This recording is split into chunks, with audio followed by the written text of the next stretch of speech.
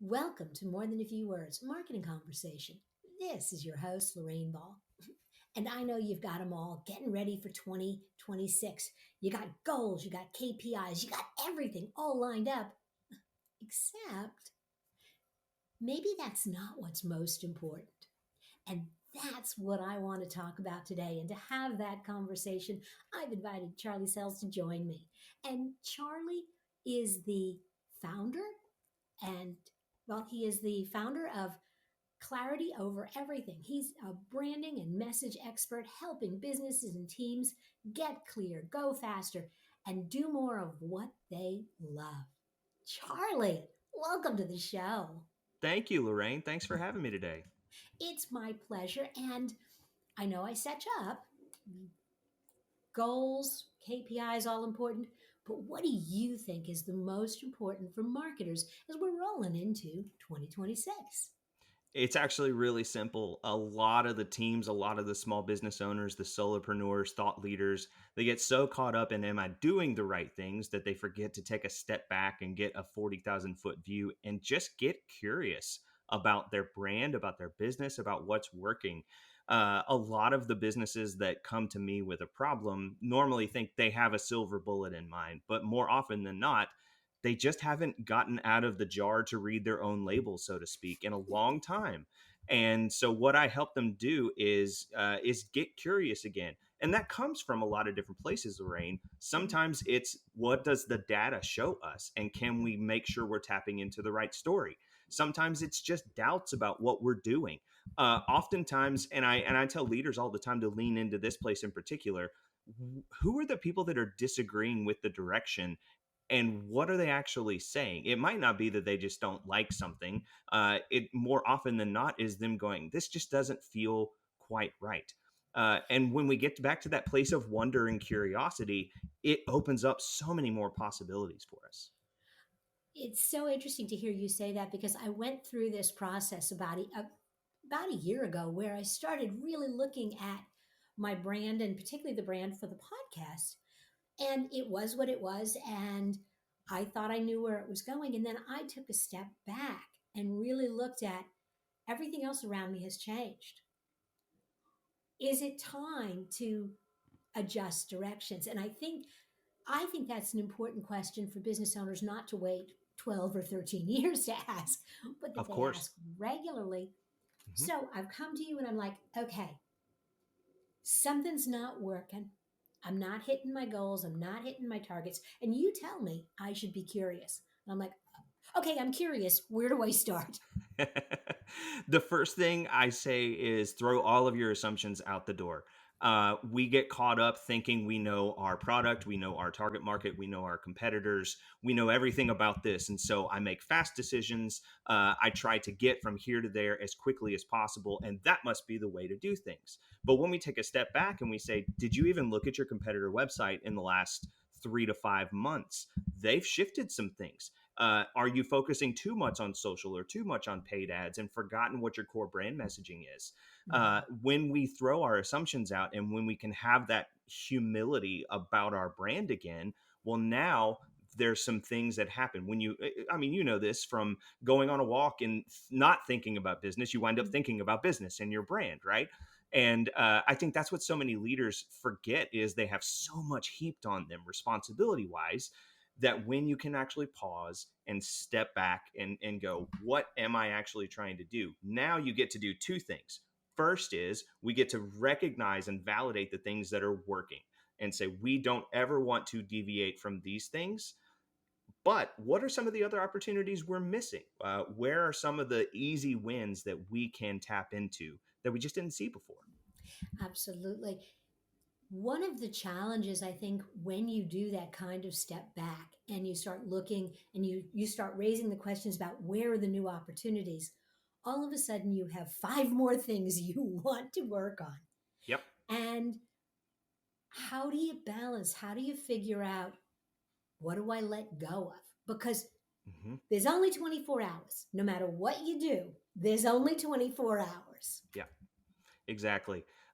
This is where part two comes in. After we go through that level of curiosity, which to your point is going to bring up a lot of things that we could do and a lot of things that are going to seem good at the time. Well, now we have to prioritize. Now we have to set that roadmap of saying, in the next 3 to 12 weeks, what do we have to address right now? Do we need to tighten our messaging? Do we need a new landing page? Do we need to make sure our funnel is optimized? Then you get to look out and say, if those things happen in the next 3 months, what does the next 3 to 12 months look like? What are the things that we could do in a phased approach that will still get us from where we are today to where we want to be? In other words, that famous question, what has to be true 12 months from now? And how do we start to strategically roll those things out? I think that's where a lot of owners and marketers, especially, get caught up is we want to do all of the things right now. We want to test all of the things. Find the lowest risk things that you can go into first and build from there. That's how you start to get those quick wins and that momentum back into your brand and into your business. And you need those quick wins. You Mhm. need the things that are going to just, damn, why didn't I think of that 2 years ago? That's brilliant and it's easy. Mhm. But at the same time, you got to balance. You've got your clarity, your next step is priority, but now you also have to balance the quick wins versus the point that you landed on. What's still going to be relevant 12 months, 18 months, 2 years from now? Mhm. How do you kind of step through that process? How do you weigh alternatives? What are some tricks for kind of looking at this wide array and saying, that one? Hmm. Helps to have an objective voice if you can, just to keep everybody pointed in the same direction, looking at a North Star.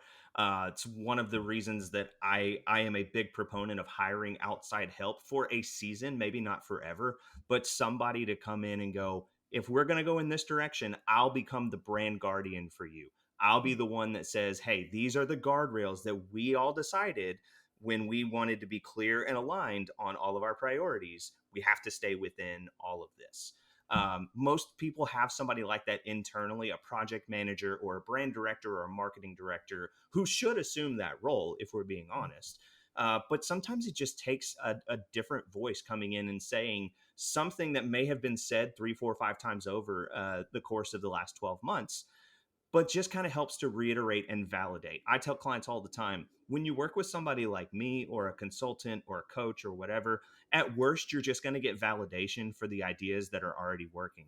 But that's never where it stops. You always discover the next 3 to 5 things that you should be chipping away at, whether that's really quick or whether that's slowly over time. Absolutely. I think as a former owner of a marketing agency, and I do still work with other agencies, and one of the challenges that I hear so often is the agency works with the owner and sets a direction. And then the owner has these epiphanies and learning to corral and go, yes, that's great, but we're going to do that 6 months from now. Or if we do that, how do we take this off the plate? Mhm. Whether you're working with an outside agency or your own internal guardrails, how do you lay that foundation for that owner who has 90 ideas a minute? Of course. I actually just added this layer of service to what I do. It's very simply a thinking partner.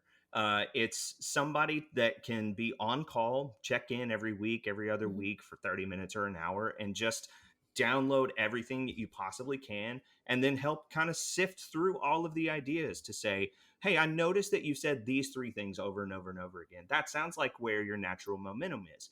Or, what you just mentioned is an idea that's 6 months old and probably shouldn't be entertained. Or we just had this big rollout and we have to be conscious of all of the things that Google or Apple are changing right now. So, I mean, I try to tell leaders, especially, if you are the bottleneck, if you are the one making all of the decisions, then you're kind of snuffing out and stifling all of that curiosity and all of that beautiful creativity and clarity that your team not only craves but wants to participate in. So a lot of times it's not leaders getting out of the way, because I think that's the wrong move. Leaders, and especially CEOs and CMOs and directors, they should be involved. But it's rather a different posturing to say, if I'm going to be the person who helps drive this forward, I've got to ask better questions. I've got to include the right voices, and I've got to make sure that the morale, the ideas, everything gets set forth in a very effective way. Yeah. So it really, as you said, it's not getting out of the way, but it's learning how to be in the way properly. Correct. Yeah, to be a Awesome. participant, right? You will never not be a part of what's going on. You Mhm. certainly have to be very aware of your role, and obviously you're going to have to make some tough calls and have difficult conversations, and eventually somebody's going to have to make the call.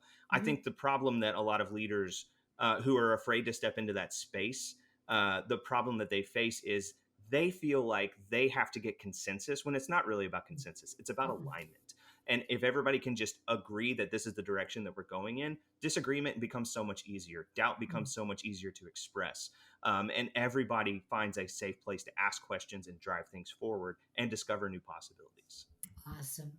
Well, Charlie, I can hang out and talk about this stuff forever, but we're going to put a pin in it here. And I'm going to encourage you, if all of my listeners, if you have enjoyed this conversation and you would like to learn more about what Charlie's doing and how he does it, hop over to clarityovereverything.com and book a free discovery call and learn more about what Charlie does.